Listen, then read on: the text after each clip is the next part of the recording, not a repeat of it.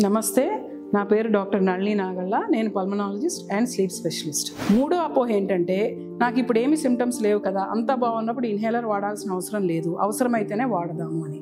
అయితే ఎవరికైతే persistent asthma ఉంటుందో వాళ్ళ ఆస్తమా మంచిగా కంట్రోల్లో ఉండాలి అంటే రోజు ఇన్హేలర్స్ వాడితే మధ్య మధ్యలో సిమ్టమ్స్ అటాక్స్ రాకుండా ఉంటాయి.